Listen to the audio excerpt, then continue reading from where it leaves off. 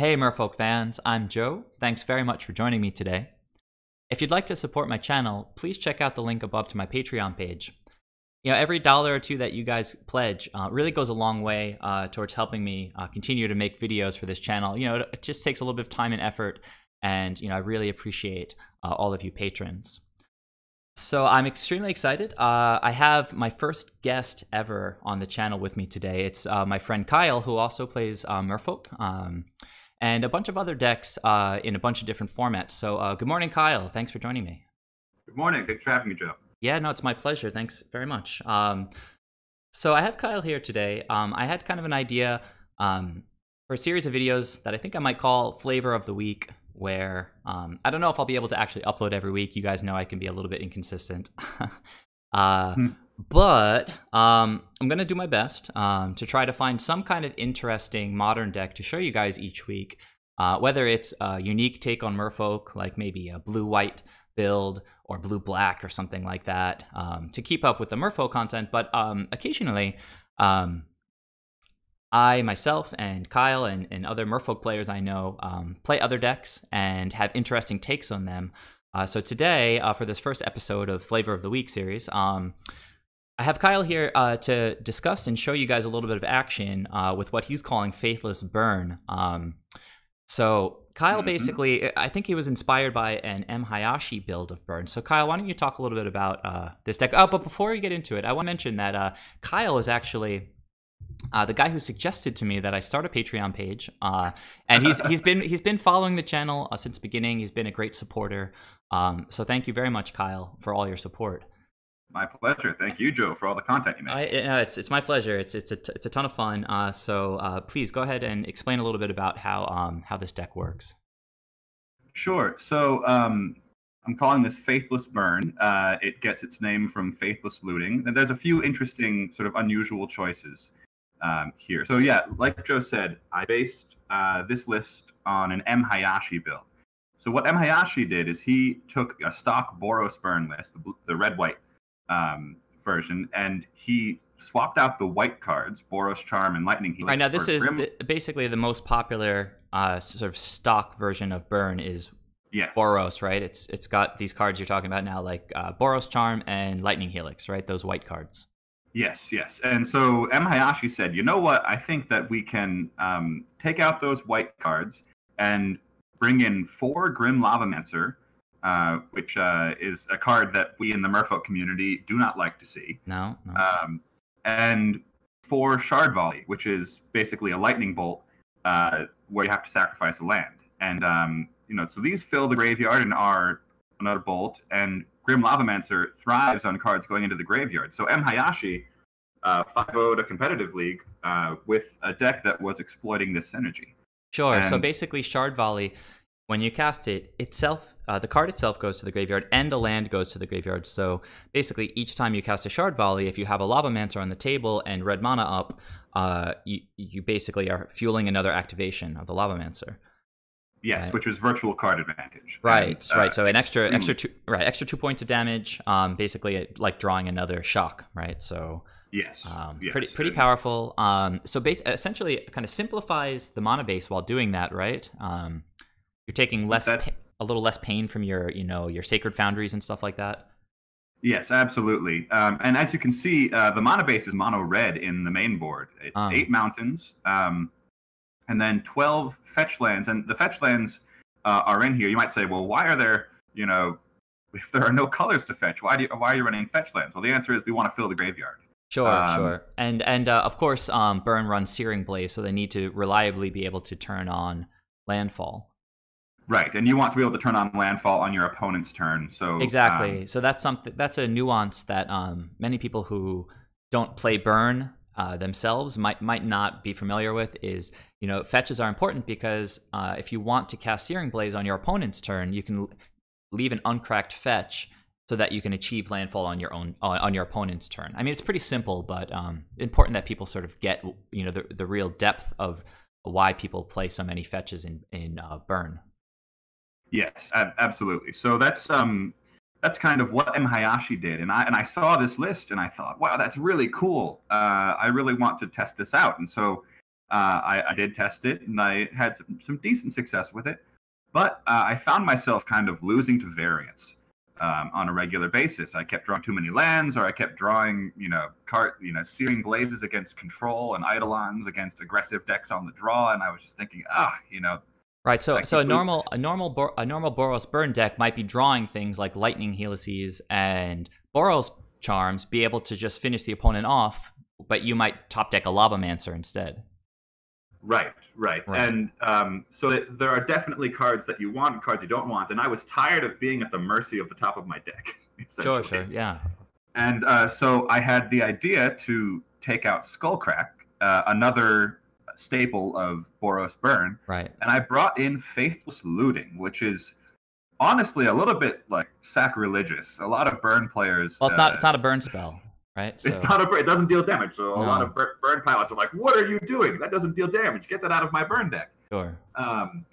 But I have found that the card selection, being able to get rid of Searing Blazes against control or getting rid of extra lands, has been amazing. And then on top of that, you're filling the graveyard for our friend the Lava Man over here. Right. So while Faithless Looting itself is card disadvantage, right? Because Faithless Looting, you draw 2, discard 2, but the card itself goes to the graveyard. So in the end, once it's resolved, say you had 3 cards in your hand to begin with, you're going to have 2 cards left in your hand. Yes. But in theory, they're going to be much better cards, and the cards that you're throwing away off the draw, and whatever you choose to pitch, is fueling Lavamancer. So, yep. Not only is it increasing your card selection, card value, it's fueling another synergy in the deck.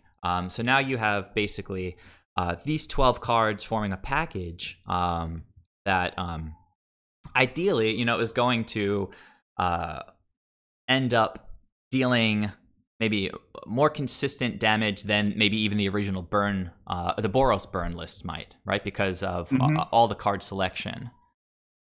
Yeah, so you're getting virtual card advantage from Lavamancer, you're getting card selection from Faithless Looting, and you're getting speed from Shard Volley. Yeah, I've seen, right, that's crazy, actually, the way that games can get closed out. It's a little bit like Goblin Grenade.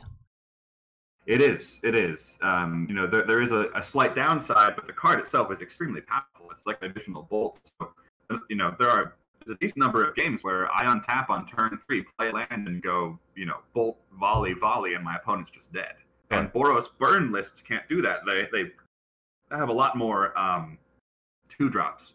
So it's a bit clunkier, honestly. And this, so having all these 1-drops is faster, and it also synergizes well with Faithless Looting. So if I loot on turn 3, spending 1 of my 3 red mana that I have available, I could then cast 2 1-mana spells. Right, exactly. There's a lot of synergy between these cards, and it's quite powerful. So a few more 1-drops than a standard burn list might have, but otherwise very, very similar. You've got your Eidolons, your Rift Bolt, etc. Goblin Guide, Swiftspears, not much to say about that. Let's go ahead and look at the sideboard again for a second. I don't know if we have yet at all. Okay, so I see you're playing a single Stomping Ground. To me, I probably would just swap out 1 mountain in the main deck and put a Stomping Ground in as one of your 20 lands. Surely it can't come up that often where, it's shocking you where you don't want it to. You would think that. Yeah. You would think that. And this may be results-oriented thinking that I should be trying. It probably is. But I basically put the Stomping Ground in the sideboard because there were a few games against aggressive decks, like humans, spirits. There's plenty of aggressive decks in Modern. Yeah, Bridgevine. Yeah. And I kept shocking myself with the main board Stomping Ground. Right, and I guess you're already doing damage from all of those fetches to turn on landfall and such. So yes. All right, so, I can see it. So let's give the Stomping Ground a pass for now. Sure. And it looks like you've got some play sets here. I do. I like play sets. So let's talk about Surgical Extraction first. I mean, obviously, super flexible. You don't need to pay mana for it. It's tempo positive in that sense. What are the main matchups that this sort of shores up? KCI and graveyard combo decks of various types. Right, Bridgevine's getting really popular. You can get rid of get rid of a bridge from the graveyard. Get rid of all the bridges. Get rid of all the bridges, yeah, for sure. And like you said, Grizzlebrand. Let's see, is it useful against like combo deck more like Scape Shift? Not as useful, right? Because they don't tend to have their payoff cards in the graveyard, right? So no, they don't. So I mean, Scape Shift is a good matchup for burn in any case. Okay, well that's good. Then I guess you don't have to worry about that one. I'm just thinking from a point of view of a Merfolk player. We always sure. All the help we can get against Titan Shift. Right, I just feel like Surgical is a card that typically helps against combo, but not really against a combo deck like Scape Shift. No, Storm it helps against. Sure, of course, right. Yeah, all the graveyard, all the cheap, What about matchups like Jund or Mardu, where they're just trying to grind some value out of the graveyard? I'm not a big fan of Extraction against those decks because, as we know from playing Merfolk against those decks, we take out our vials, bring in relics. We want to increase our card quality. And and yes, of course, card advantage basically, and Surgical is card advantage negative. Yes. Or can be unless you manage to hit something in their hand. Yeah, but that's kind of magical Christmas land, right? Yeah. Sometimes that happens and it's amazing, but you can't really count on it. Sure. So yeah, it's good against combo. I have it in here especially for Bridgevine and like KCI, and then Grizzlebrand. What about Hollow One? Is it good enough? Do you hit their Flamewake Phoenixes or?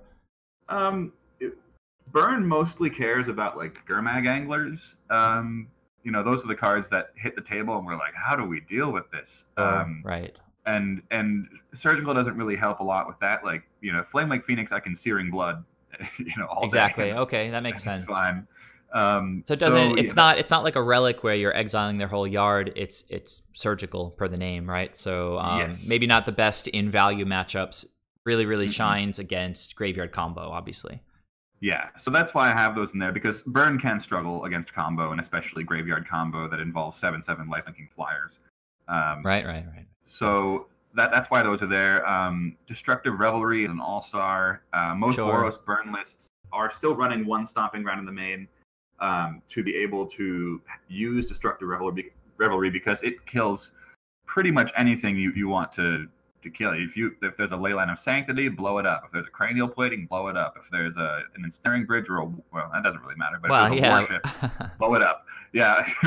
Any number of things, right? It's a really powerful card. It's sort of a Searing Blaze for artifacts and enchantments in a way, right? Like, right. It blows up the creature, in this case, the artifact, and it deals some damage. So, for a while, Naya Burn was sort of the top dog. This was a while ago. They were running a Tarka's Command.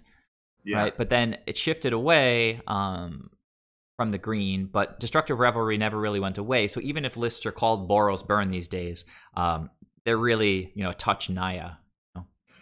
Definitely, and actually the 5-0 list that I was basing this list off of from M. Hayashi was running a Tarka's Command in the Firecraft. Okay, so that's also a change that I've made. Talk real fast about Searing Blood. It's just more searing effects, I guess. I love the searing effects. That they are the effects that I fear the most as a Merfolk pilot against burn. Absolutely, yeah.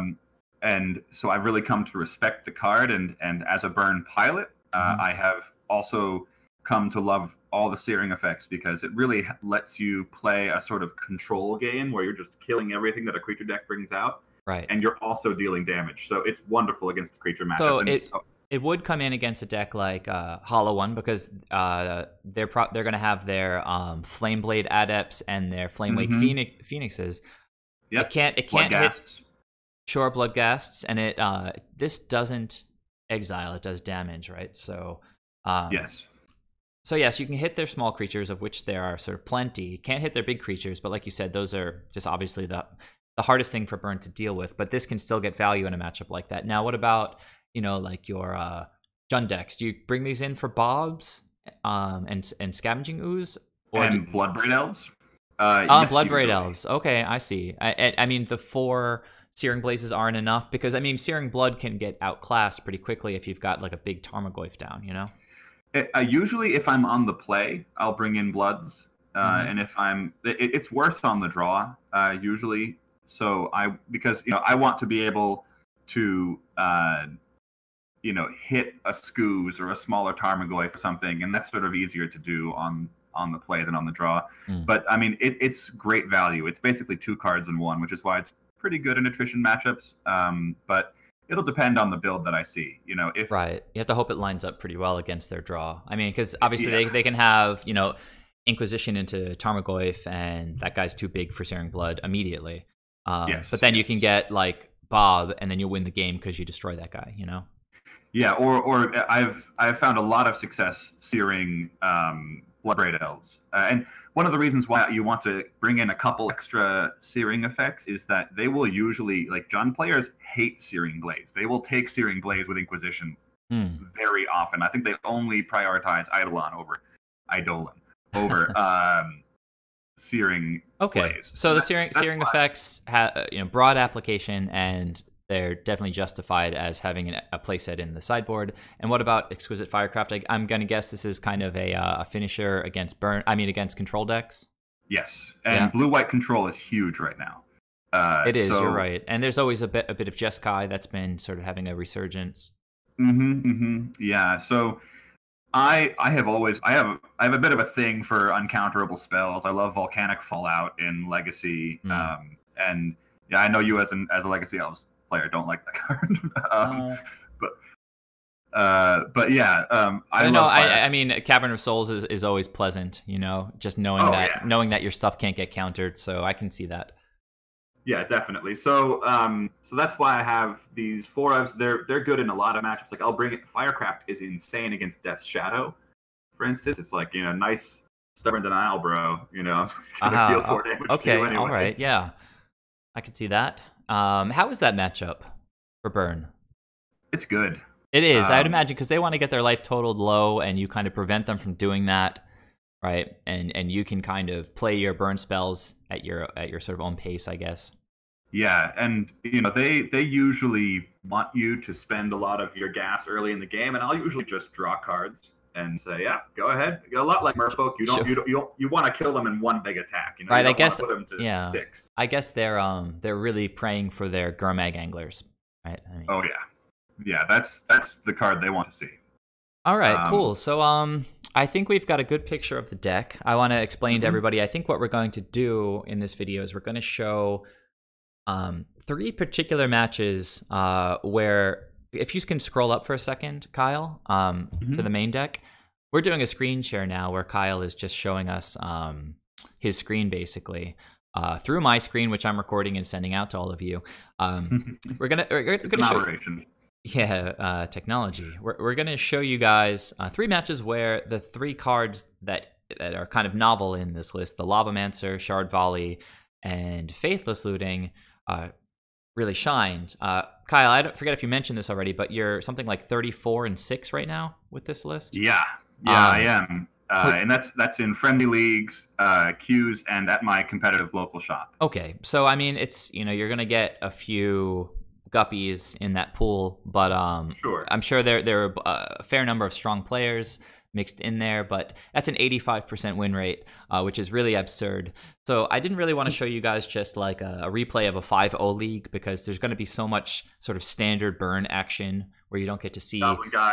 Right. Or just draw a bunch of lands and mulligan or whatever. I mean, yeah. But we want to show you viewers exactly what you would be getting if you tried out this list. So without further ado, you want to just jump in? Yeah, let's do it. All right, so we're here with the first match replay for you guys. Let's go ahead and look at the opening hand. So we're playing against Dugginator. Oh, I forgot to mention Kyle's sort of handle online is Stoneheart, so you might have seen him around on the Merfolk Discord or the subreddit. How does this hand look to you, Kyle? Looks pretty good to me. This hand looks strong. You always want a turn 1 haste creature. We have a couple of options on turn 2. If it's like a combo deck, we'll slam this Eidolon. If it's a creature deck, they will likely play something that we can Searing Blaze. And if there are some cards that we would rather not have, we have a Faithless Looting here. Sure, yeah, right. The namesake of our Faithless burn list here. So I'm not a burn player, and I think a lot of the Merfolk viewers here are not burn players, so I have to assume that you know, 2 lands and gas is what you're looking for, basically. Yep. That's the ideal. Like you'll keep 1 land and gas if I understand correctly, whereas Merfolk Merfolk in general will mulligan a 1 land hand unless it has an Ether Vial. But you have so many 1-drops, right? So you can make it happen. You can go a couple turns without drawing a second land. Yeah, definitely. Whereas, you know, in Merfolk we've got almost exclusively 2-drops. Yeah. You know, so right. Makes sense. Whereas this build has you know, 32 1-drops. 4 of those are Shard Volleys, which you don't want to play if you have just 1 land, because you'll sacrifice your only land. Right, obviously. But 28 cards that you're happy playing with 1 land out means 1 land and gas is a good keep, but 2 land and gas is ideal. So that's what we have here. This hand looks pretty much just perfect. So let's go ahead and see what the opponent's dealing with here. All right. So they mulligan to 6. And they're on the play, so we're going to see what we're up against here. All right, let's go ahead. And it's Tron. Okay, well. Which is great for burn. We like seeing Tron. Okay, so we that's just interesting. Drew a Lavamancer. Okay, and so that makes this fetch land a little bit better. It does. That's why I led with it. Sure thing. And we're going to lead on the Swiftspear here. Definitely. Get in for 1. All right. My opponent's going to do something. Uh-oh. Oh, all right. Well, wow. Okay. Yep. That's a good turn. So they're gonna have let's see. They'll have access to Tron on turn 3, but they won't have access to full mana because they have to activate the map, unless they, of course, naturally have Tron in their hand. Yeah, which would not be great. So how is that? We just drew a mountain. How is that for us here? It's not great. I mean, it's not the worst because we have plenty of gas in our hand. And we might want to loot it away, right? So, I mean, I guess we'll... Go ahead. We'll see what I did. This was last week, but looking at it again now, it looks like I would happily loot and get rid of like 1 land and the Searing Blaze, which is unlikely to have any good Sure, targets. that blaze over there looks pretty poor. So yeah, let's just click ahead a little bit. So play the land, right? It'd be nice to get the Eidolon down. So if the opponent has any more cards like Ancient Stirrings or Chromatic Spheres, that they're gonna have to pay life for those. Yeah, so the idea, is largely to get value out of your cards, right? I mean, Lava Spike is good even if the battlefield is all clogged up with Worm Coil engines and Thrag Tusks and such. Right. Eidolon, never going to say that right, is very much a card that is better in the early game when you're a little ahead. So that's why we've slammed this. Right, and it's not just the effect, which I think as a Merfolk player, that's all I see when I see Eidolon. Like, I don't really care that it's a 2/2. I really care about its effect, but it's really important to note that Tron very often doesn't have creatures on the board in the early game, and Eidolon itself can punch in for some damage. Yes, so that's why we've just thrown that down, and we're gonna see what we draw and try to sculpt our hand with looting to try to get there. All right, so let's go ahead. Look ahead here. Swing with the Swiftspear. Hope that the opponent doesn't have okay. So they just cracked the map, grab the power, and then grab the power plant. This is on their turn. Played the power plant. Right. So they've got 2 mana now if they need it. And they cycle the relic. Sure. And don't okay, play well, anything. That's interesting. So they've got some hate in their main deck for our Lavamancer sort of graveyard approach. Yeah, they do, and both Titan Shift and Tron have been known to run main deck relics, and so that's just kind of a risk that you take with graveyard dependent strategies. So we drew a land. Yeah, we have another fetch land there.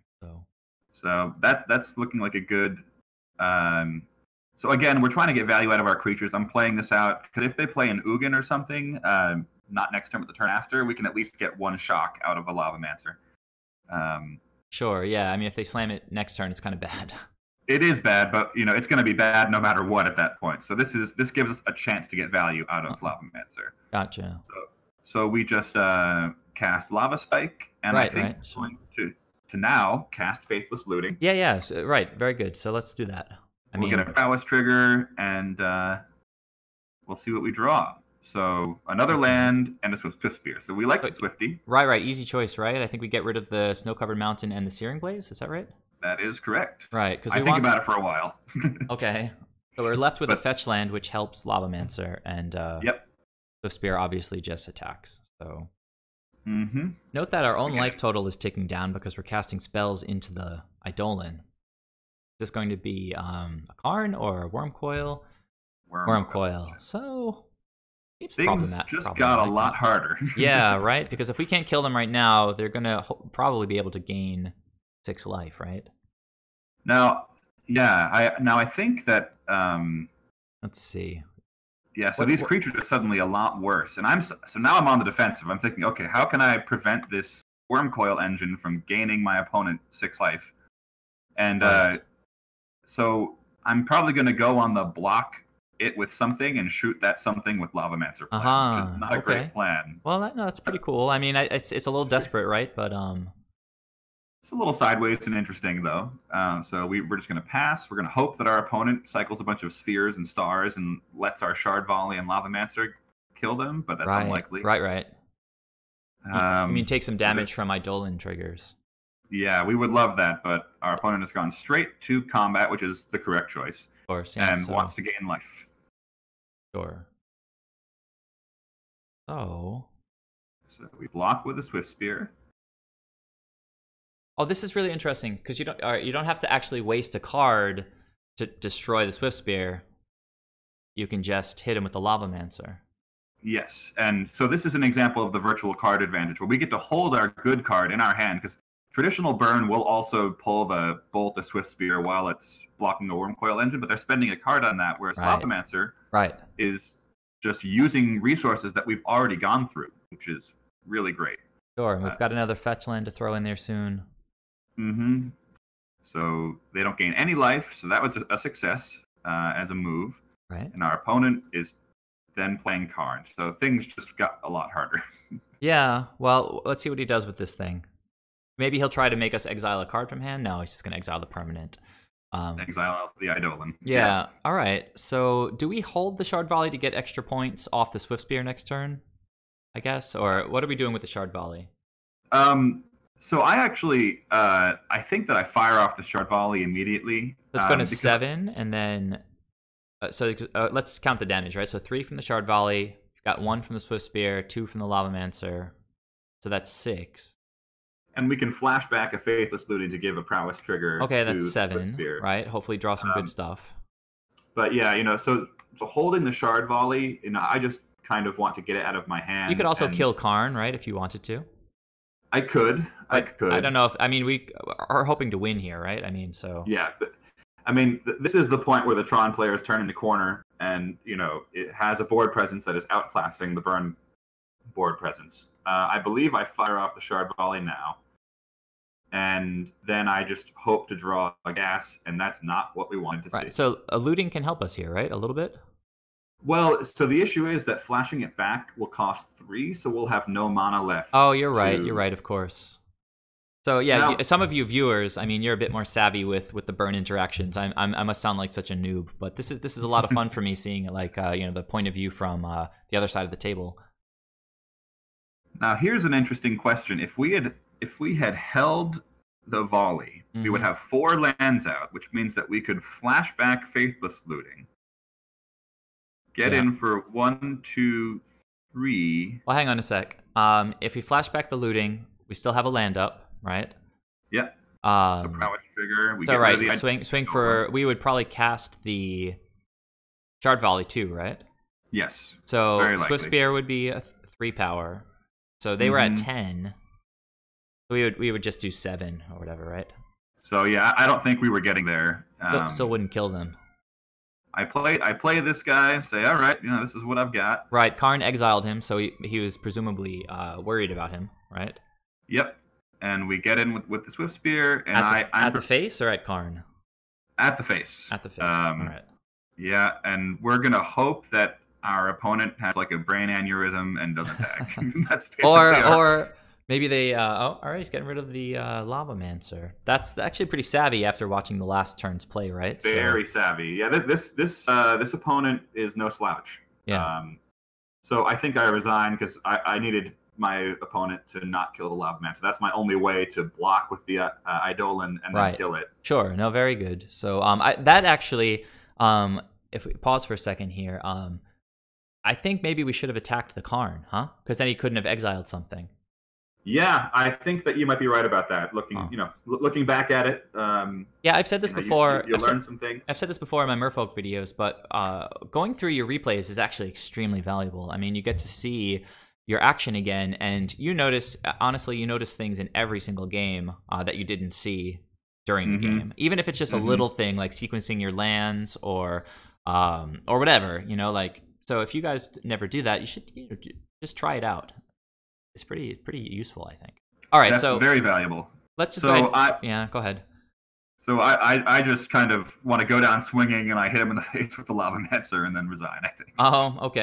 Yeah. I had an opponent that I had super dead on board with a Master of Waves the other day, and they didn't concede. They just they went to my upkeep, cast Kolaghan's Command out on my draw step, I guess. And I had actually drawn another Master of Waves, which is kind of cool, but super unnecessary because he was tapped out and ultra dead. Yeah. And I was like, I asked him, like, why? Like, why? Just wasting my time. Like, you're dead. Kolaghan's Command doesn't do anything. I've got like 8 power with this Master of Waves. So, anyhow, if you're out of the game, just scoop. Don't waste your opponent's time. And I think we're seeing, there we go. Yeah. Kyle's so a good guy. I was in the process of conceding when my opponent was just like, let's play out some more stuff. Let's have fun. Sure. So hang on a sec. Let's go ahead to the next game, I guess. Okay.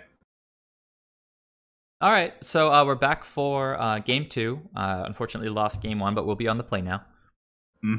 So on the play against Tron with Burn is a good place to be. Nice. Let's go ahead and see what our opening hand looks like. All right. Oh, careful. Yeah. Okay. All right. Yeah. I think. Yeah. Do you want to leave the graveyards open? Are they useful? Probably, since we've got graveyard action in the deck. So yeah, that's why I usually leave them open while playing Burn. I close them when I'm on Merfolk. Sure. So this looks like a good hand, right? It is a good hand. Yeah, we have turn 1 Guide into turn 2 Swiftspear.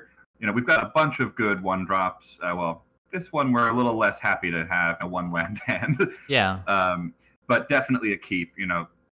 Some of Burn's strongest hands are on the play. You just barf out a bunch of 1-mana haste creatures and go to town. Right. So last game we saw Lavamancer do a little bit. He killed one of our own blockers to prevent the opponent gaining life. That was pretty huge. I think if we played our cards right, attacked Karn, we might have had a chance of doing a little bit better than we did. I agree. Looking back, I just didn't see the line at the time. Yeah, and I think we cast Looting once and gave us fuel for the Lavamancer and drew us another Swiftspear, I think, which doing a decent job. We had some dead cards in hand. So, all right, so we're gonna keep. Let's go ahead.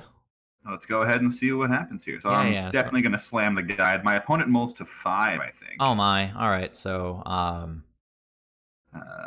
yep. What do we got? Okay, and they went bottom. This is all right. So probably gonna win this one.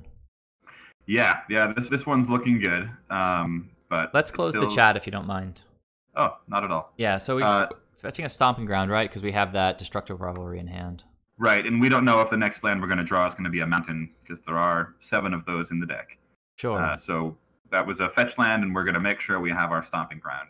Right, definitely pay 2 life. Run out the Goblin Guide. Hope that they don't hit a land. What did they reveal? Okay. Chromatic Sphere, which is fine. Yeah, they might run that on turn 1. Let's see. Very likely. Okay. And we draw the land. That's and the opponent mulled to 5, so this pretty much a sealed deal here. At least let's see how it goes. But get that Eidolon down. I like it. Another body, get some early attacks in. Hope that the opponent is short on lands, but as it goes with Tron, it looks like they're on their way to natural Tron. Tarmogoyf, what is this? Yeah, so I was like, what? That's sideboard technology? What is going on here? That is sideboard tech. I've literally never seen that out of Tron. I had never either until this match. Literally never. All you viewers, let us know. Have you seen Tarmogoyf in a Tron deck? Question mark? I have played against a Dark Depths combo deck in Legacy that sideboarded into like Sultai mid-range. Basically, because my opponent expected me to treat. I was on Merfolk, and so I took out True Nemesis and a whole bunch of my fair deck stuff, and brought in anti-combo stuff, and then they had Tarmogoyf. And then they had Tarmogoyf, and I got run over. So okay, so we drew another land. That's obviously okay for Shard Volley, pretty decent.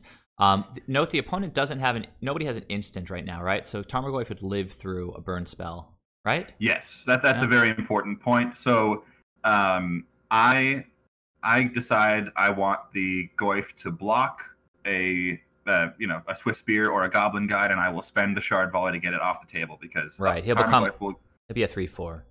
Yeah, he'll get out of control if I don't get him off the table now. Sure, so. And we have the opportunity. We'll lose a card, but they'll lose a card too. So balance out. And we are also going to have a board state, which is a source of repeatable damage. So that's fine. Playing out the Swiftspears, we're going to Shard Volley the Goyf. When the Goyf blocks, we are not going to attack with the Eidolon because we don't want to lose that effect. Interesting. Okay. And yeah, we're going to try to get there with that line.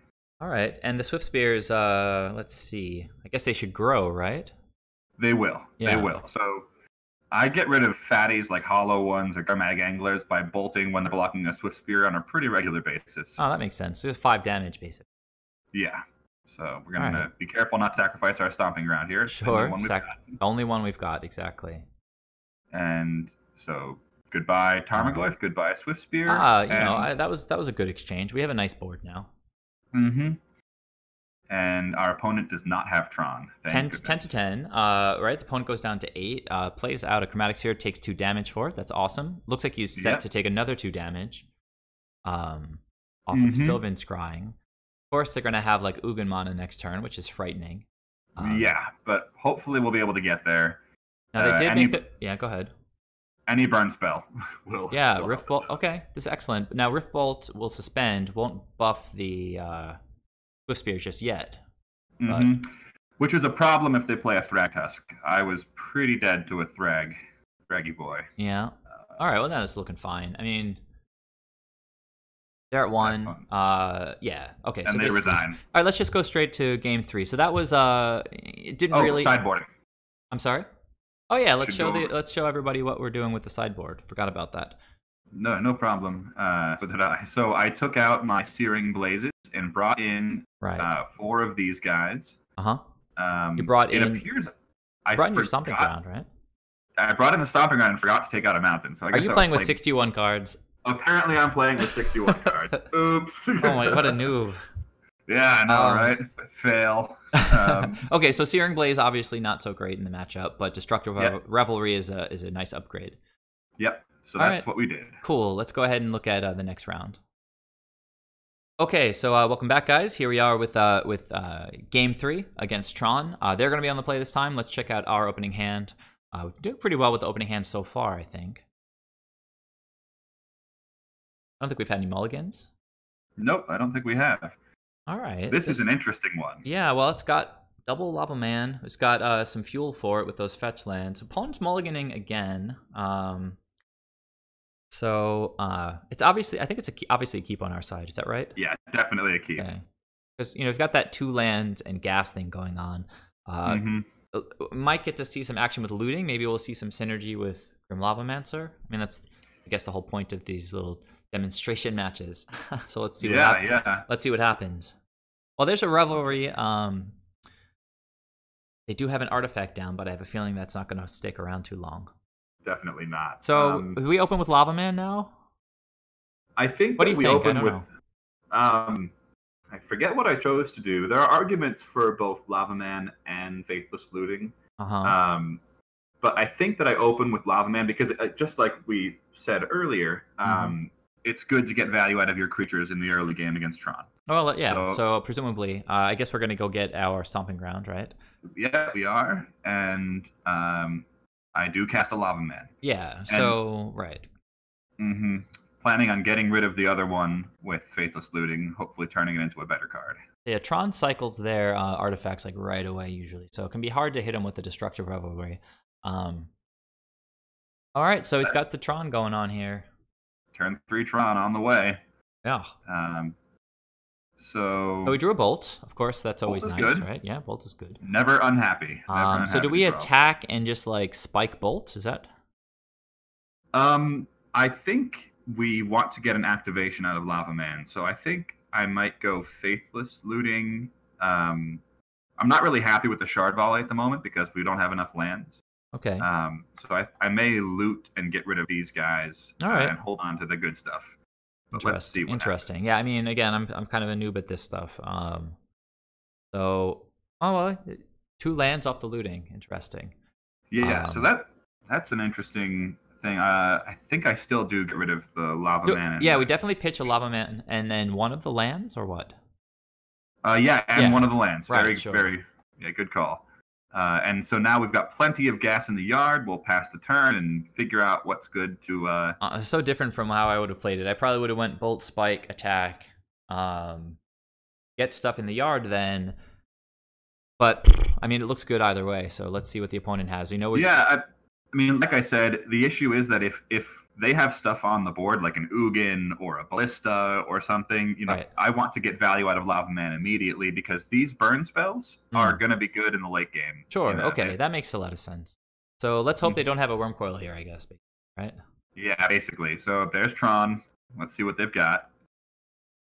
A cantrip. Always good to see that. Yeah, that looks good. Maybe Thragtusk, I guess, or maybe another Tarmogoyf. What's going on here? Yeah, that was so weird. Yeah. This looks pretty good so far. I mean, they still got access to 5 mana this turn. Nature's Claim. So they're putting themselves to 24 and betting that we're not going to be able to kill them before they find. Now this is an interesting interaction. We should just zoom into Chromatic Star for a second.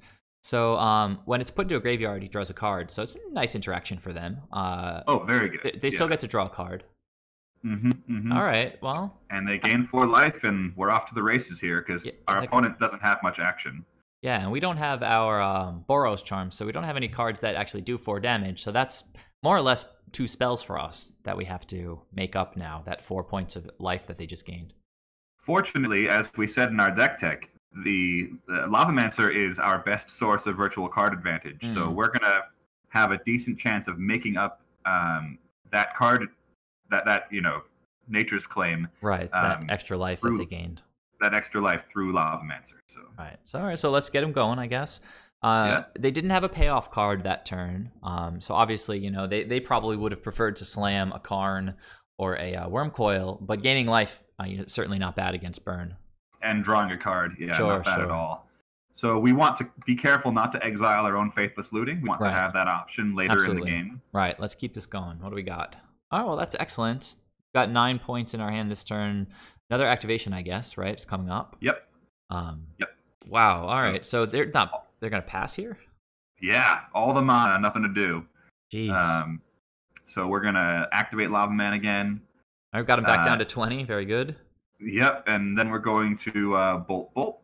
Sure. Of course, Lava Spike is a sorcery. Yep. And we just drew another land, so obviously we could have chosen to loot that away if we wanted to. But we still have gas in our hand, and this way we're going to be able to have enough mana to hard cast a Rift Bolt if we draw it after casting Shard Volley this turn. That was my thinking. You're planning on casting Shard Volley this turn, I guess. So there's the Lava Spike. There's the Lava Spike down to 11. Right, we've got him on 9 with Lavamancer, of course.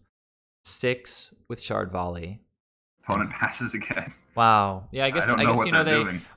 I guess they kept the hand based on the strength of Tron and Nature's Claim with artifacts. You know, they've got, I mean, how many payoff cards they have? They have like 4 Karns. After sideboarding, they probably have 4 Worm Coils or something. I mean, there's a lot of payoff cards. Yeah, so they were unlucky not to find something, but I mean, even Thragtusk or Tarmogoyf would be good, but they're not playing anything. Not playing anything, and I think that they definitely had a decent plan of gaining a bunch of life and giving themselves time. Yeah. But Lavamancer has really accelerated our ability to get their life points down to 0. Sure, definitely. Yeah. So 4 points from Lavamancer already. It'll be 6 next turn, right? Well, no, I think that was 6, right? No, it's 4. It's 4. I think it's 4 so far. Yeah. And you just fired off the Shard Volley. So I did. Oh, and now it's 6. We just exiled 6. We have 6 cards in exile, so that means Lava Man has done 6 points of damage. Okay. So far. All right. 3 activations already. Yeah, and another Shard Volley looks great. So yeah, I mean that puts him to 1 right now, right? Yeah. So they need a Thragtusk right away. All right. Well, no Drag Tusk. They could have had. Let's see. If they had what's that crazy Ulamog? I guess they had Monoform last turn. They had 10, right? But they didn't have it. All right. So dude's dead now, right? I mean, dude's dead. Activate Lavaman. He's at 1, and then 1 again, unless he has a Dismember, which he can't cast. Yeah. Or no, a Spatial Contortion, I guess, would have been good. All right, so it's an interesting match. We got smoked in the first game, but then came back. Sideboard cards, did we cast effectively a Destructive Revelry at all? I don't think so. I don't think so, but definitely stronger than Searing Blaze in the matchup. Absolutely, yeah. And we, I think we got 4 Lavaman activations there. Yeah, we did. So Lavaman did 8 damage by himself. Right. So fought back through that Nature's Claim. And we looted in that match, right? In that last game. We did. We got rid of a Lavamancer and an extra mountain. So, right. And what do we draw into it? I can't remember. I think we drew. We drew 2 lands, but then we got to pitch. We pitched one of those lands and the extra Lavamancer. So basically, we got a land that we needed. So anyhow, Lavamancer basically shining there. So we're gonna go ahead to the next sort of replay match. So let me know your guys' thoughts about that Tron matchup and how Lavaman performed. Let's see. What was the card? I guess looting is the main difference between yours and M. Hayashi's list, right? Yes. Okay. Looting and Exquisite Firecraft. Okay, exactly. So in the sideboard. So there are plenty of burn lists these days that run Grim Lavamancer. So this video might be kind of like or that replay there, at least, might be kind of a sample of what Lavaman can do against Tron in general, right?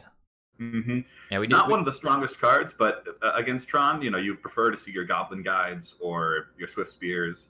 But Shard Volley did a good job there. Oh, it really did. Yeah, we saw a couple of them, and we also saw the strength of really filling the graveyard for Lavamancer because we got so many activations. Right, and we still got 4 cards in the graveyard there, including we have two more activations and a fetch land on the table. I mean, right. So Shard Volley, not a common card in sort of stock burn list. So we did get to see some nice interactions. One or a 2 of, but that's all. Yeah, sure. All right, so cool. Let's go ahead to the next match. All right, guys. So here we are with the second match replay. Don't want this video to be too long, so we're going to try to go a little bit quicker in this match. So we won the die roll. Let's go ahead and look at the opening hand.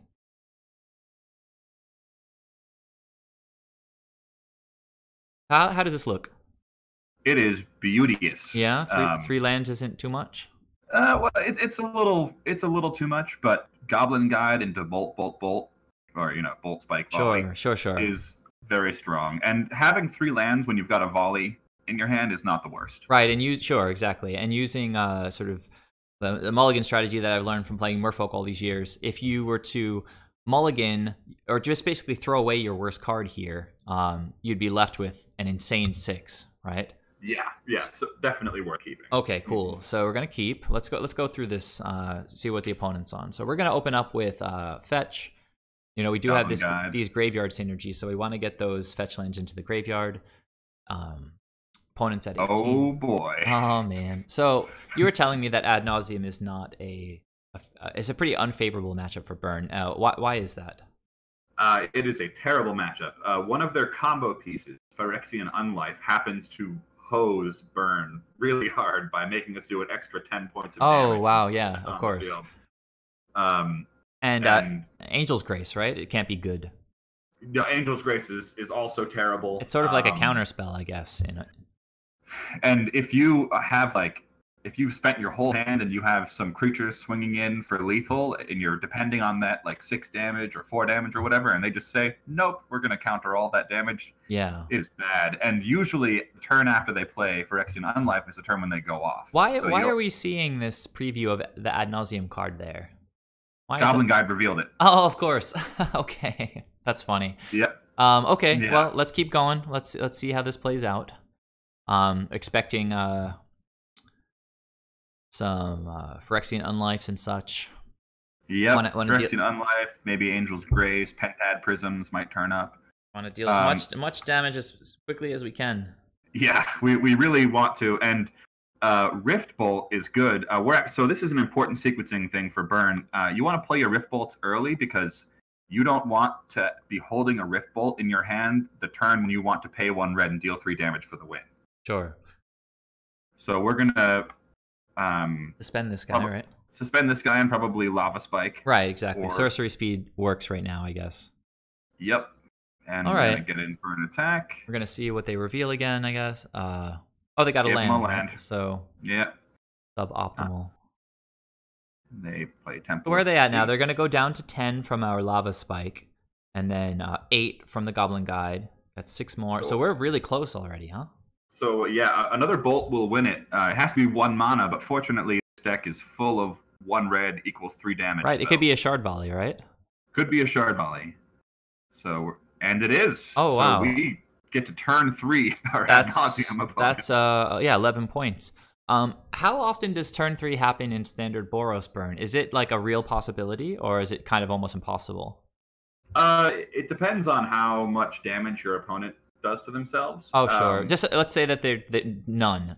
Say that they're at 20. Are there lines that take Boros from 20 to 0 in 3 turns? Yeah, I mean, there are, but they're less common.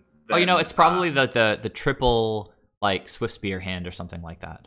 Right? Triple Swiftspear, or like if they happen to draw all of their Lava Spikes and Lightning Bolts, I mean, that can do it. Okay. The difference between this build and that build is that we have 4 additional 1 red equals 3 damage spells. So it happens more frequently when I'm playing this build than when I'm playing regular Boros. I think you have. I think there's probably way more. Yeah, exactly. There's probably way more turn 3 possibilities with this kind of a list. Definitely. So Lightning Bolt. So unless the opponent, if they have a Pact of Negation, they could Pact, but then they don't have white mana on their upkeep to Angel's Grace. Is that how that works? Yeah. Yeah, they don't have mana for Angel's Grace. They've only got these blue-black lands. And I'm sure they did not expect to die on turn 3. Right, yeah. So even if they had Pact, they couldn't cast Angel's Grace and they would just lose on their upkeep. So they don't play like Dispel, so it's just game over, I think, right? It is. And we put it in All right, wow. So that was pretty impressive. I guess if we let them untap, they could have slammed Unlife, right? And then we would have... Yep. Lost. Wow. So we were on the play there, right? Yeah, we were on the play. We were. They took 2 turns and died. That's great. So let's go ahead straight to the next game, and we'll look at the sideboard. Okay, so back for game 2. Let's take a quick look at the sideboard, see if Burn has anything that they can do to improve the matchup. So we took out the Searing Blazes. Yeah. Okay, and you've got 1 different art. That's confusing. Yeah. Mana okay. traders. No worries. So we did bring in the Destructive Revelries. Those can be great in this matchup, obviously. Definitely. Yep. And we also brought in the 2 surgical extractions. Interesting. You know, Ad Nauseam is a combo matchup. They don't put a lot of stuff in the graveyard, but my thinking was if they get Phyrexian Unlife out and then I manage to blow it up, I can then surgically extract it. Or, you know, even if they play like a Serum Visions, maybe even just getting that is fine because you get to see their hand, first of all, right? And, you know, taking Serum Visions out, I think, takes the Labman WinCon out, Laboratory Maniac. Yeah. So, you know, little things like that. What is it better than? It's better than 2 Lavamancers, I guess, is what you're thinking. Yeah, that's what I was thinking. You know, Ad Nauseam is a difficult enough matchup that I was trying to think of any card that could help even a little bit, and I thought Surgical Extraction in some corner cases could do some good stuff. All right, I could see it. So we brought 6 cards in, or 7 if you count the land, and 7 cards out. Yep. All right, that's all we did. Yeah, let's go ahead and get it started. Now that's 5 lands. It's probably too much, right? Yeah. Okay, and then this is the guy we want to see. Oh yeah, is that right? Okay. I hadn't really thought about that. I mean, it's a terrible hand, right? But we already mulligan to 6, and sure. Against combo, Eidolon is the card that we really want to see. Now that you're mentioning it, of course, because they do to get to turn 3, to get to turn 4. they're churning through things like Serum Vision, Sleight of Hands, Pentad Prisms. Yep. So that's a lot of damage in one card, and we get the Scry. We're on the draw. I can see this keep. Yeah, so I ended up keeping it. It's a bit desperate. The top of the deck needs to treat us kindly, but, and it's a bad matchup, right? So you do what you can, basically, right? I mean, yeah, if it's a bad matchup, I'll keep risky hands. That's true if I'm playing Merfolk against Lantern or Burn against Ad Nauseam. Right on. So let's go ahead. Well, that's nice, right? We'll keep that. Bolt. We kept that on top. Yeah. That's a turn 1 play. Definitely. All right. So there, for example, sleight of hand. Hopefully, they've got a lot more stuff like that. We can start hitting their life total. All right. So we need them to stumble, basically. Pentad Prism here. Yeah. Prism. That's a super stock sort of approach here. And hang on a sec. Let's see. We bolted. Now we have the Rift Bolt, and we're gonna get Eidolon down here, right? Yeah. We're just gonna slam our enchantment creature here. All right. Let's see how it goes. So if they have the Unlife, we're probably just dead. Well, tap land, no, but they still have white mana if they use Pentad Prism. Mm-hmm. Thinking about yes. All right, well, they could still hit Unlife, but they have to use up their Pentad Prism. I guess they feel like they're not going to die this turn, so why do that now? Yeah. So we drew another Rift Bolt, so we're going to suspend both of those. Oh, nice. And we're going to get in for damage. So yeah, hand is working out so far. Yeah, I missed that second Rift Bolt that we drew. So, guy's doing a lot of scrying. Still digging here. Still digging. Mixing his mana up. Well, that's an interesting play. You love it when we always like to see that. You love it when the Ad Nauseam player hard casts their Simian Spirit Guide. So it looks like they've got a case of too much mana, not enough gas. Yep, and so this is actually an interesting point. Do I point the Rift Bolts at the dude's face, or do I clear the board so I can keep getting in repeated damage with well, so that's an interesting, it is an interesting question. If you go to his face, we're just sitting back, right? We just have to accept those 6 points of damage to his face and hope that we draw 2 more burn spells, right? But if we burn the guide, obviously, we get 1 point less this turn because Eidolon only hits for 2. But I like that line better. What do you think? Do you remember what you did? I agree. I took that line. I wanted the repeated source of damage. Really, our entire game plan is hinging around Eidolon here. So. Yeah, and they don't play a lot of creatures, obviously. So if they most likely won't have another blocker to put down. Exactly. So the EV of blowing up this Simian Spirit Guide is pretty high. They need to have like another Simian Spirit Guide or a Lab Man, I guess. Now they've been scrying like crazy. They have a couple sleight of hands. Have to expect some kind of action soon. They probably have like maybe the like one of the combo pieces in hand. Like either the Angel's Grace or the Ad Nauseam itself. Yeah, they surely do. Now we just drew Faithless Looting with 2 lands in hand, which is where we want to be. Nice. So we're gonna cast the Looting and hope for gas. Look at that. Oh wow! Look at that. Hold on. So we've got him at 6 from the Eidolon, and that's 5 more from what we just drew. Wow, okay. Yeah, so put him to 1 right now, right? So we're gonna drop these 2 lands, and right. Sure, that was incredible. So Faithless Looting, sort of making up for some of the, I guess, variants involved in Magic, where you sometimes draw 5 lands. Yep, and so this way we've got 4 damage going in our opponents, so they cannot cast anything but Ad Nauseam right now, and they. Oh, this is incredible because Eidolon has the lock. Yeah, that's wonderful. Yeah, so they are just dead. And so yeah, amazing. All right, so that was a turn 3 into a turn 5. I mean, the Ad Nauseam player did kind of nothing the second game, I guess, but they ran badly, so that was part of it. But I mean, we could see the value of looting turning 2 lands into a Goblin Guide and a Lightning Bolt. Yeah, that was awesome. Finish out the game.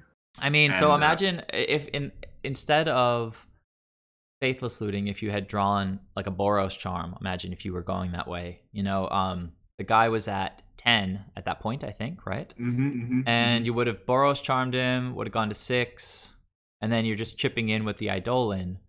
But the sort of, I guess, velocity is the term of speeding into those 2 top decks. Basically the Lightning Bolt and what was it? It was Lightning Bolt and the Goblin Guide you basically got 5 damage out of 1 card, essentially, right? Because Faithless Looting was your top deck, and it converted into 5 immediate points of damage. Yeah, so that kind of velocity is really good in a deck like Burn, where you just want gas. And over a long game, like, you don't really need more than 2 or 3 lands at any point. Sure. In Burn, so over a long game, if I draw more than a couple of lands, I will hold them in my hand, like you saw me do in this game. Right. Well, very good. That was a terrible matchup. But turn 3 in game 1 through the strength of Shard Volleys.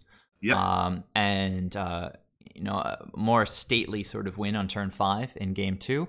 But a really sort of amazing use of Faithless Looting. So. Really entertaining match. You have any final comments on the matchup or the way that the deck played? Felt really, really good. That's my only comment. Looked really, really good. Let's go ahead to the last sort of feature match that we're going to show here. All right, here we go. All right, guys. So we're back for the third sort of featured match, trying to demonstrate the ins and outs of this sort of faithless burn approach. This looks like an excellent hand.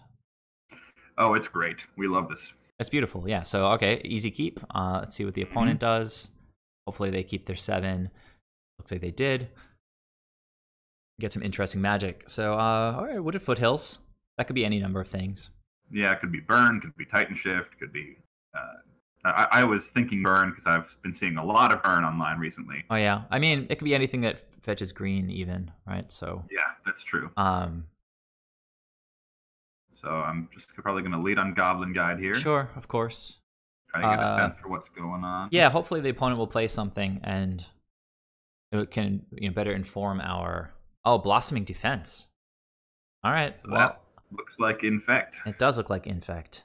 Then there's a Breeding Pool, yeah. Yep. It confirms it. So. Maybe a Blighted Agent here? Yeah. So, So how is the matchup typically against Infect for Burn? I have to imagine it's pretty good, right? You've got all the removal you could ever want. Yeah, it's pretty good. You need to hope they tap out, basically. Yeah, and you also need to hope that you have the correct interaction. So I will say that in Boros Burn, when you have Boros Charms, those are not interactive cards. Boros Charm is amazing as it's 1 card and 4 damage, but it only goes to a player or planeswalker. It cannot go to a creature. Sure. There's another card like that. Is it Skullcrack, I think? Yeah, Skullcrack also. Just to the face, right? So if you have a handful of those types of cards that that can't be pointed at a creature, right, you're in trouble. But this particular build with Lavamancer and Shard Volley has a lot of interactive cards. So this build, I think, usually does quite well against Infect. All right, cool. So all right, here's a Blighted Agent. We're probably gonna pick that guy off right away, I would think. What do you? Yeah. We're gonna point the Shard Volley at him. Really? We're gonna sack a land? Well, we've got 3. Oh yeah, I didn't see. Did we just draw a 3rd land? I don't know. Maybe I just missed that we had a 3rd one. All right, so yeah, that seems fair. Yep. So we're gonna get Lavaman out. That's excellent. Yeah, and we'll just get rid of that Blighted Agent right away. Very, very small point. I probably would have attacked with a Goblin Guide first. Maybe the guy's shook and blocks. Yeah, I mean, there'd be no reason to block. Maybe he has a mutagenic growth.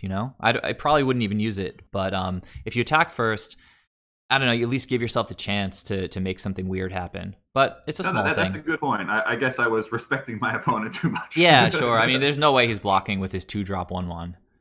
Yeah. All right, so let's go ahead, punch the guy, and pass the turn. We see a mutagenic growth. Yeah, interesting. So he does play it, of course. And he just passed with no more creatures. He doesn't even have, like, the Inkmoth Nexus. So seems pretty comfortable at this point. If he lands a creature, we can immediately Lava Man him and force him to use one of his pump spells on his own turn.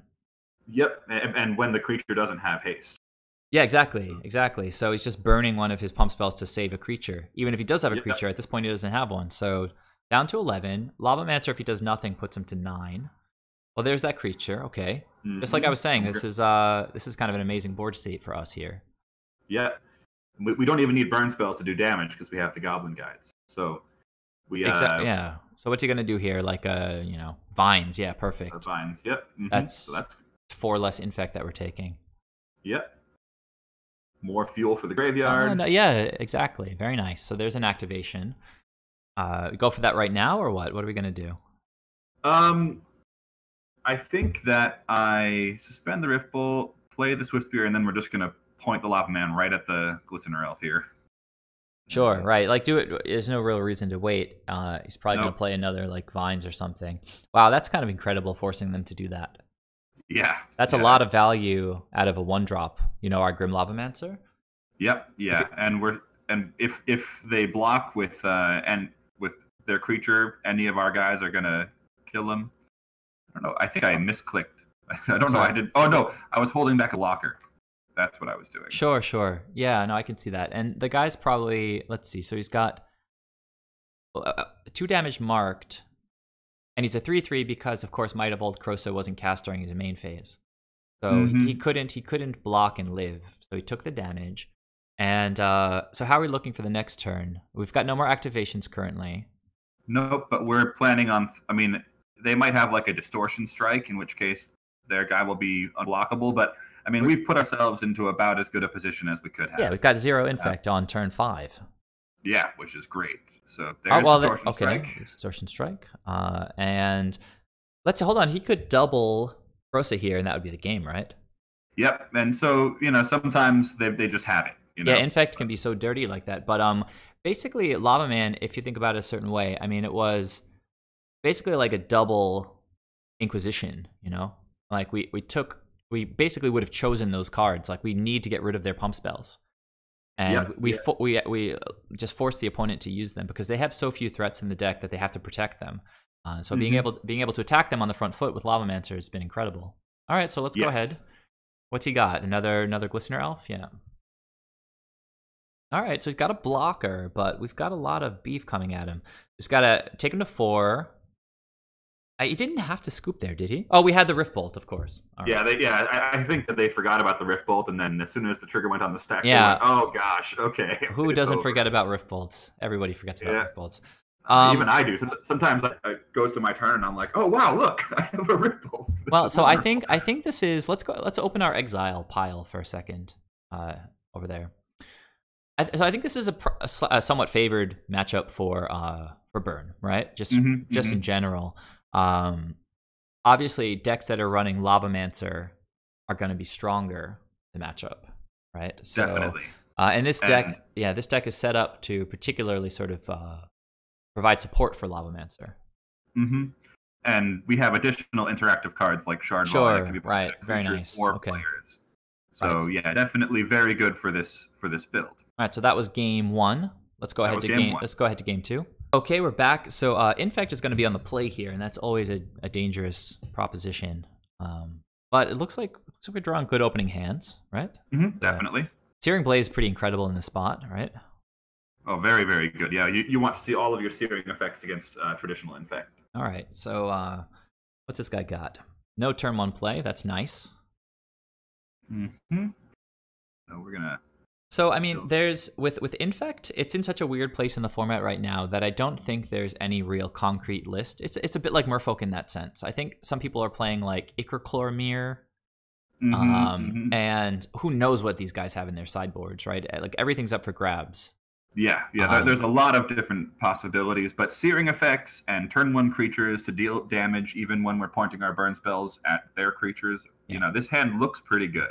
Right, no, but I'm just thinking, like, what could we expect out of an Infect sideboard against Burn? Like, what would be... I can't even think of anything.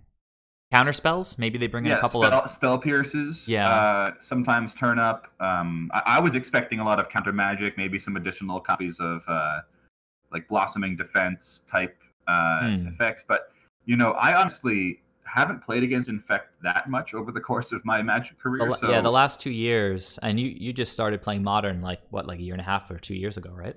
Yeah, right after Probe was banned in Modern. Yeah, so right when Infect went down, and I mean, I think I've probably played it 2 or 3 times in the last couple of years or a year and a half. So who knows? We might see some interesting spice. But here's a Swiftspear, pretty standard burn stuff. Opponent's gonna go to 19. Doesn't crack their fetch, so probably wanted lands. Yeah, that's a typical reason. So probably blighted agent here, I guess. That's what I was expecting. I was like, here we go. Searing Blaze is going to be in. Oh, man, yeah. Okay, so... What? Yeah. It's like, wait a minute. So you're not Boggles. This doesn't have Infect. That's the first thing to point out. Yeah. So this is Blighted Agent minus Infect plus Hexproof. Yes. Yeah, so that is super interesting. So now they have to do twice as much damage, obviously, because it doesn't have Infect. Oh, wow. I don't know. I wasn't expecting that. Neither was I, and I was like, well, okay, but this is now officially this is dead. Like what kind of I guess Invisible Stalker is particularly good against burn, right? Maybe it's good just against any deck that's running more or less exclusively spot removal without sweepers, right? Like Mardu, for instance, would likely get wrecked by this card. Huh. All right, cool. Let's see how it plays out. Yeah. So Searing Blaze off the table. I guess off the table. But Faithless Looting, obviously, coming in clutch, right? Yep. So we exile the Rift Bolt. Okay. Yeah. And we're gonna get a prowess trigger off of looting, and not great stuff here. No, but at least we're drawing through it. Yeah. So we have a Lavamancer, so the fetch lands are sort of better than the regular lands. So Searing Blaze and Mountain get pitched, I guess. Yeah, we'll see what I did. I mean, our life total does matter here since we're playing against Invisible Stalker and not Infect. Mm-hmm. So I pitched 2 lands, it looks like. All right. Oh, yeah, no, that makes sense because the Searing Blaze is still good against, like, I'm sure they still have their Glistener Elves in the deck, and Noble Hierarch as well, or Inkmouth next. Right, it's not like their whole deck suddenly has Hexproof. Yeah. So Searing Blaze just not good right now, but could be. What is he doing? Oh, all right. Obviously, he's got some like mutagenic growth, probably. Yep. Interesting. All right. Blowout. So yeah, at least it's not. He got you, man. Oh, I got so gotten. Wow. So there's a Searing Blaze target. So there's a Cross. Okay, getting him for 6. Got to do that. 3 more times after this? Yep. Although I do have fetch lands. So... Oh yeah, 2 more times. So we're gonna go to the face with the Rift Bolt, and then probably play the Lava Man and the Searing Blaze, unless we draw something that changes our mind. Rift Bolt. So he's down to 10 already. I mean, our clock has been pretty good. Yeah, you could Searing Blaze the Hierarch. Mm-hmm. I don't even know. So what are we doing? I think we're Searing Blaze in the Hierarch. Searing Blaze the Hierarch, and then suspend the play Rift Lava Bolt, Man, or play Lava Man. I guess play the Lavamancer. Mm-hmm. Can the opponent? We can hardcast the Rift Bolt if we need to. True. So next turn you can hardcast and get an activation. 5 damage. All right, was just getting in. Doesn't have a Might of Old Krosa, I guess. I was thinking really hard about this. Yeah. Okay. Mutagenic Growth, paying the mana. Makes sense. And this guy is so slow. Like, it's not an Infect anymore. So we're down to 9. Leaving up mana. That could be a Spell Pierce, right? Oh, dead card. Oh my goodness. These cards are usually so good against Infect. And this person with their Hexproof sideboard plan is just totally zapped us here. Well, we've got access to looting. Of course, it costs 3 mana to flash it back. Yeah. So I think what I do is I suspend the Rift Bolt and hope that they play something that I can Searing Blood. Well, let's see. And then we can activate Lavamancer as well, and that'll be... Okay, so from my point of view, I think the line I might take is... So the guy can't block... He's not blocking, right? So we can get value just attacking with Lavamancer without spending mana this turn, right? Just get 1 point of damage in. I think I might have Flashback Faithless Looting, looking to ditch this land and possibly the Searing Blood, and just suspend the Rift Bolt. So the Rift Bolt would do 3 next turn. Lava Man would do 1 this turn. That means we only need 1 burn spell in the next 2 top decks from looting and our draw next turn. So let's see how it plays out. But I think that would have been the line that I would have taken.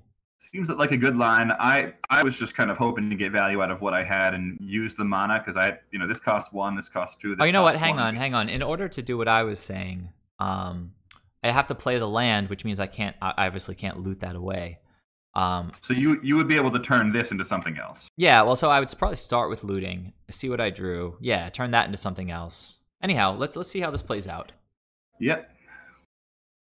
I think I just suspend the Rift Bolt and then pass everything and hope that they give me a target for the Searing Blood and hope that I don't die immediately. Sure. So, of course, you guys watching this, let us know if you see any lines that we didn't see. Yeah, I probably missed something. Yeah. So look, he's going for it here. Was up to 3/3, and then does he have Become Immense? That would be +6, right? I think that's how I die. Oh my! Yep. Look at that. Exactsies. And let's think for a second. Next turn, you have 3 coming from the Rift Bolt. You have 2 right now from the Lava Man, and then 2 again. So that's actually, you had the win anyway on board. Yeah, but my opponent had the Become Immense, which is really key. So and our fetch lands, maybe I could have pitched a fetch land instead of a snow-covered mountain when we looted earlier, but I did not expect regular damage to be relevant. Yeah, well, that was perfect. So interesting. Oh, let's go ahead to game 3. Yep. Oh, and sideboarding. Oh, sure. Let's check out the sideboard plan before we go to game 3. So the Stomping Ground stayed in the sideboard. What did we bring in, take out? We took out 4 Eidolons and brought in 4 Searing Blood. Now, I guess I might think that Eidolon was amazing in the matchup. Why do we take Eidolons out? Essentially, Eidolon is really good in matchups where you are ahead, and less good in matchups where you are behind. And actually, it would have been quite bad if my opponent was relying on regular damage to kill me. But yeah, I really wasn't sure how to sideboard, honestly. So maybe that was not correct. Well, I mean, what was your point there about regular damage? You're saying it would be bad for you or bad for them to play Eidolon? Oh, bad for me because typically against infect. Oh, you're right. Of course, your triggers wouldn't matter to you if it was infect. Yeah, but they do matter, right? Of course. And so seeing the Invisible Stalker, maybe it's correct to keep the Eidolon out. But if we look at their graveyard and exile, go ahead and open up their exile pile. I mean, what did they cast this game? All 1-drops, right? Except for the 6-drop. So yeah, 1, 2, 3, 4. It's 10 damage that we left on the table. So I feel like Eidolon is just best, in my view. I mean, and I'm not a burn player, against decks that just jam 1-drops, right? Yeah, but that's a good point. That's an interesting question for the viewers as well. Like, what do they think about sideboarding? Exactly. Let's let them figure it out because the hive mind is smarter than any of us. Yeah. Okay, so finish up. How did you sideboard? You took out the Eidolons. You take out anything else? No, just the Eidolons. Brought in 4 of these guys. Okay, very good. So let's go ahead to game 3. All right, so back for game 3. It's the last round of the sort of last feature match we're going to show you guys with this Faithless burn list. So yeah, I mean, Infect seems like it should be a good matchup, but they brought in that crazy sideboard tech. Let's look at our opening hand, see if it's set up to deal with what they're bringing. So thoughts? I mean, it looks pretty good. Yeah, it looks good. We have a good clock. Goblin Guide's always welcome. Have 3 burn spells that we can point at creatures if they don't have hexproof creatures. Right. Okay, and, so I mean, you can't really mulligan this, right? No, this is a keep for sure. I mean, I would like probably 1 fewer land, but can't have everything. So let's see what our opponent does. They mulligan to 6. Always welcome. Yeah, of course. So we're just gonna okay. Go ahead and get the Goblin Guide on the table here. All right, we've got another fetch, so no need to. Oh, we're not even playing our Stomping Ground, right? Nope, we're not. No, okay. Fair enough. So, yeah, we didn't see any Ichorclore mirrors or anything like that. And I don't even know if we'd bring it in if we saw them. So this could be good, could not be good. Yeah, I mean, if he just slams Blighted Agent, it's pretty much game over, right? Yeah, we would love to see that. I mean, So, Goblin Guide, what are we going to see on the top of the deck here? Distortion Strike. Okay. Yeah. So this is actually an instance where the fetch land thing that we talked about during the deck tech is relevant. I played the Bloodstained Mire intending to be able to crack it on my opponent's turn to then get landfall for Searing Blaze. Deal 3 damage to a creature. And yeah, so very, very smart. Yeah, that makes sense. Pretty typical burn stuff, but typical burn stuff. Not immediately intuitive, I don't think. All right, so it looks like they didn't do it. Do we just leave it up then? Or do we crack it? I guess we just leave it up, right? Or what do you think? Oh, we're gonna crack it and get in with these. Oh, sure, of course. Spells. I was just thinking, as far as repeating the process of leaving up Searing Blaze. But I mean, burn is still on the front foot, right? Especially if they haven't played any creatures. Yeah, we definitely have the initiative at the moment. So. All right, even going with the Shard Volley. All right, cool. So this is not great. We have 2 Searing Blazes and no lands to hold up. Right, and the dude played a hexproof creature last game, so maybe it's just useless anyway. Yeah. Okay, well, so did we see what he got there? Or what he saw on top of the deck? It was a Glistening Elf. Oh man, so that is. Well, that's good for us, target. Right? Yeah, that's good. We're definitely hoping that he'll play that. What? Temple Garden. That's not normal. That's not stock. No, it's green blue infect. Well, so there's the Impact Nexus. That is stock. Huh. Geist. So this is obviously some kind of transformational sideboard. Yeah. Suddenly it's ant-hexproof instead of infect. Yeah, I wonder if he even like sides out some infect creatures. I don't even like. What do you sideboard out in infect? Maybe the blighted agents. I guess, yeah, right, because they're kind of expensive and they just get killed by lightning bolts. Wow. Yeah. Okay, so that Faithless Looting is pretty well timed. Oh, very well timed. Thank you, Faithless Looting. Yeah, so we're gonna draw some cards and hope to get rid of these. So let's think for a second. I mean, we don't have landfall, so they're extra bad, right? I mean, you can't use Blaze on Geist, but you could at least point it at the Angel, right? So you could. If we had another fetch land in hand, we could put that down. Blaze and Angel, he goes to 3. We're gonna take 4 from the Angel. I mean, looting is basically excellent here because Blaze is so suboptimal. So we don't have any targets. We don't have any fetch lands. Right now, it's a great example of how Burn's cards. Everybody probably thinks that Burn's cards are all the same, but they're really not. And in some matchups, they don't line up well. Like Searing Blaze against control decks or against hexproof creatures is terrible, right? So Faithless Looting can be really cool, even though it's not a burn spell itself. It can basically, even though we mentioned that it's card disadvantage on its face, it gets rid of garbage and hopefully replaces the garbage with great cards. So it's good card selection, even if it's a card disadvantage. And you get to flash it back if so. In a sense, getting to use it twice kind of makes up for the card disadvantage in a way. That's true. So let's go ahead and cast it and see what we get. Right? Yep, we're gonna fire off this looting. Beautiful. Oh, so what do we get? A guide and another Rift Bolt, and he's at 6. This seems great. Yep. So we're gonna get rid of these dead blazes. So and suddenly our hand is good. Are we gonna suspend, or do we just play the second guide? So I tanked on this for a while. I ended up suspending the Rift Bolt, hoping to then draw another. Well, if he attacks with Geist, I mean, and he doesn't kill us, we've got another guide. We can just play the guide and swing for 4, and then Rift Bolt will do the rest. Oh, that's very true. Very true. So he basically can't attack with the Geist. So go ahead, suspend the Rift Bolt, right? And then do we attack here? I think we do. I think we do, right? I mean, he's at 6. I don't think what could kill us? I mean, if he double vines he would have to be like double Krosa. He can't even Krosa's like a nombo with the Angel because he would just hit the Geist with so he would be like a 10/10 plus 4 from the Angel. I don't think I can't see a line, and then you have to like double mutagenic growth. 18 regular. Oh, he has the Inkmoth Nexus. So that he could also play a land, animate the Inkmoth Nexus, and then double Krosa that or something.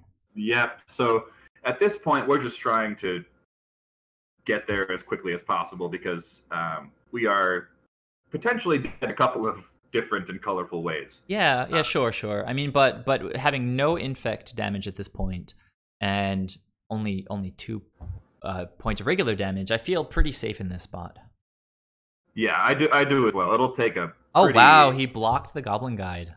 Yeah. So I guess he was. If he felt more desperate than maybe we were making it out.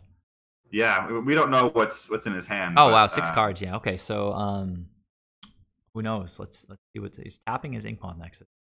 That's got to be good. Maybe worship or something would be cool. Yeah, that would be awful. Well, but he would have taken the damage then last turn. Yep. Yep.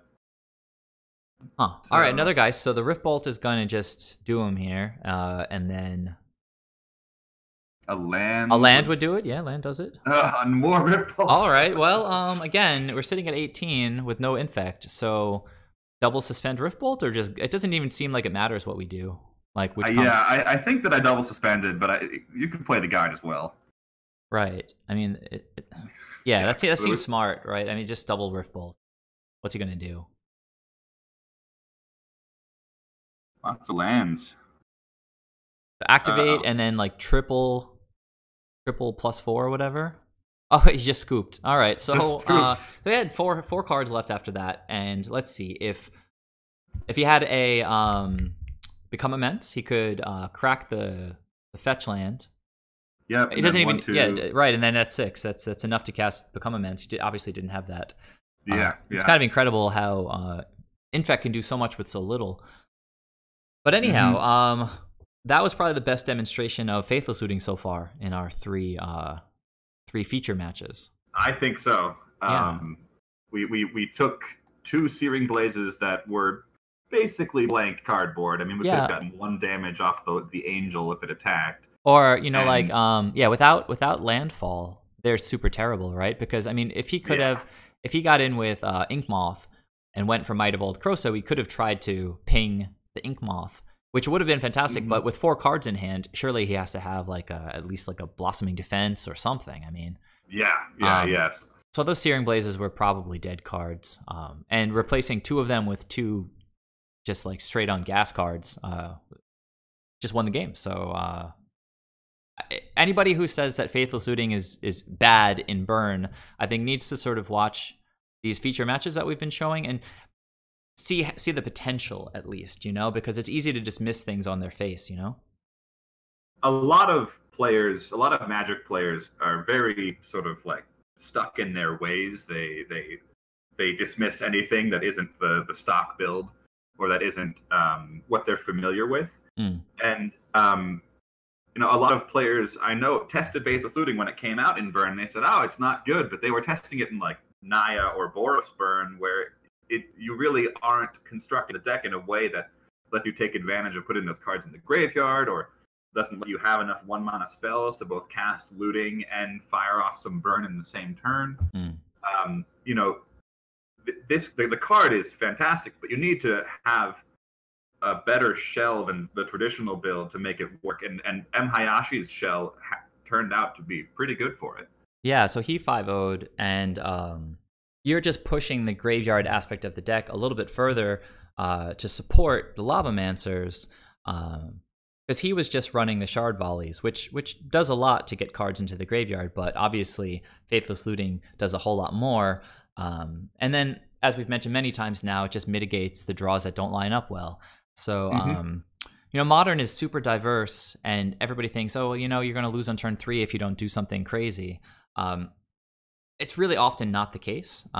Games do go to turns 5 and 6, and people draw too many lands, or they draw, the wrong spell at the wrong time.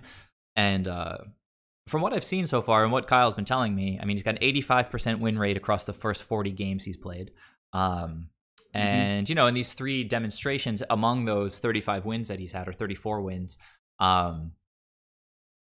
Looting has been doing pretty well. So I'd encourage any of you viewers who are interested in this style of deck, Burn, basically, try this build out. Really, we could, anytime you're brewing, the best thing that can happen is if other people pick up your approach and give it a shot, because then you're doubling the amount of testing that's being.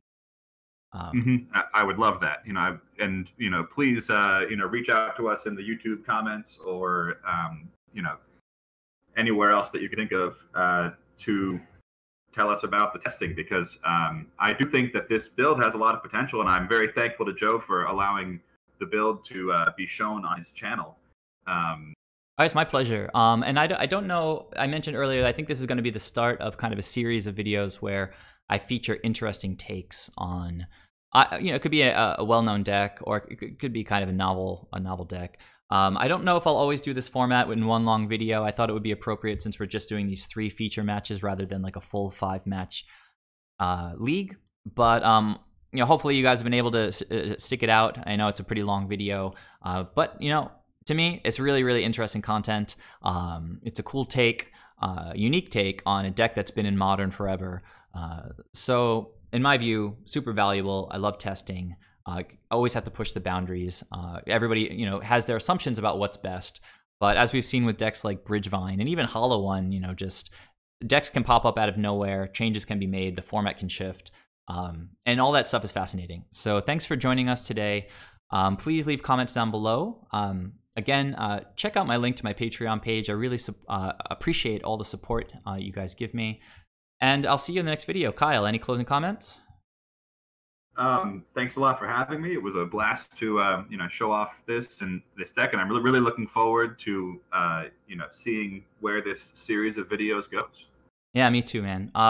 So yeah, I'll catch all you guys in the next video. Thanks again to Kyle, and thanks to all you viewers. I'll see you then. Bye.